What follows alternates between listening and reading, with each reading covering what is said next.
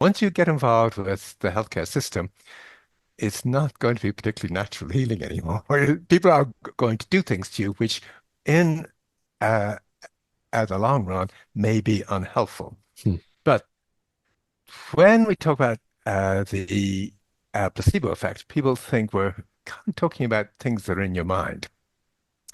If you talk to people who are on an SSRI, either getting a good effect out of them, they say, no, this effect isn't all in my mind. This is a very real effect.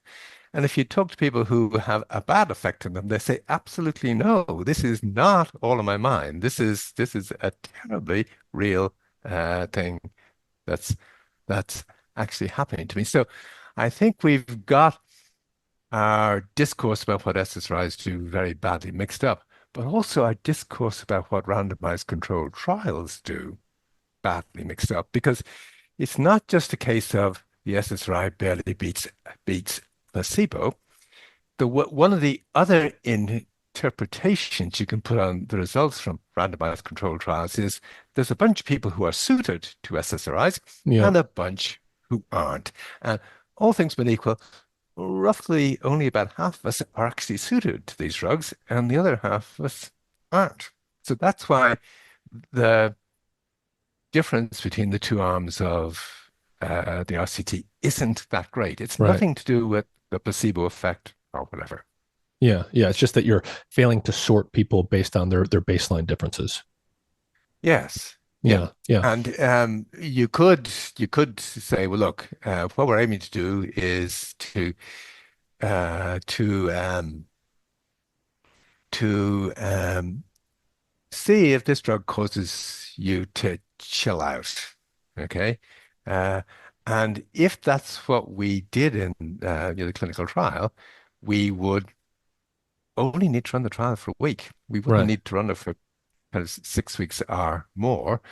But part of the reason we ran the kinds of trials we did is because the pharmaceutical industry spotted the fact that, well, if our drugs can be shown to beat placebo in a 6 week trial in people who are depressed, rather than selling the drug, we can sell depression. We can make everyone depressed. And rather than saying, well, our drug just about works and maybe you shouldn't be taking it if you don't feel that it's really helping you out, we can say, no, the trial has shown it works. End of story. There should be no argument about this. The science says this works. And are you going to believe the science or are you going to believe the anecdote? This person who's saying, no, this drug doesn't work for me. Mhm. So talk to me a little bit more about, so you give someone an SSRI. There are acute effects that are felt right away. What do those look like when the person is suited to the SSRI versus when they don't? Can you be just specific and concrete about how that manifests in that first 24 to say 48-hour window? Yeah, let me take you back to the first 30-minute Hmm. window, Hmm. okay? Which is one of the interesting things about the SSRIs is, as I said to you, Arthur Carlson had this view that they work on the serotonin system and they may suit some people and not suit others, like LSD. Uh, Unlike LSD, which enhances sensory input so that people hear things and see things in more acute detail and often appreciate it much more. Uh, SSRIs do just the opposite. They tune things down. They make us sensorily less Hmm. reactive. Yeah. They numb us. Now, one of the interesting things about RCTs is you hear that, well, these drugs have a primary endpoint that RCTs operate on the basis of having a primary endpoint. We want to show these drugs are going to improve your score on a depression rating scale. And all of the interviews and everything about the whole trial is heavily focused in on this. And we're able to show that, yes, on average, we have an improvement in people who are on the SSRI compared with people who aren't on the SSRI.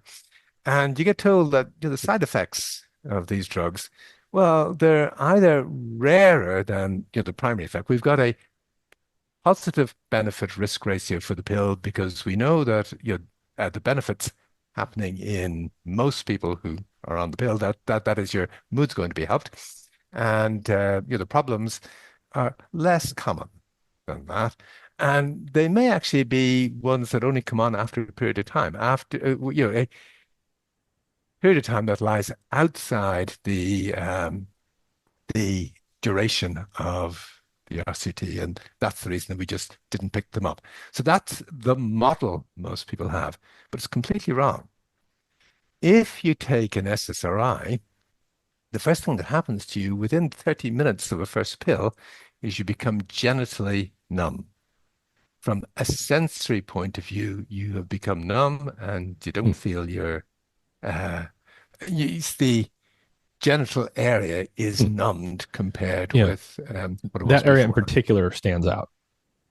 Well, that's the area that people have been most focused on. Some people become genitally numb. We can show that they're genitally numb, but they're not particularly aware of it. Hmm. Okay. Hmm. So another way of saying this is that an area of the body which is normally quite sensitive to sensory inputs becomes less sensitive to sensory inputs.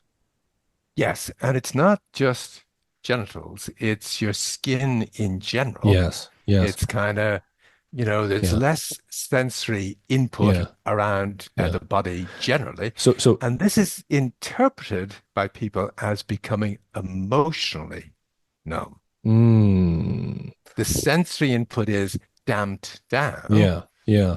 Okay, so Yeah. they actually describe this as being emotionally numb rather Hmm. than sensorily Yeah. numbed.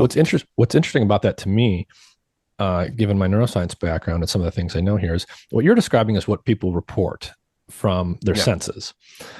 What we know, I'm going to sort of compress and simplify the neuroscience on this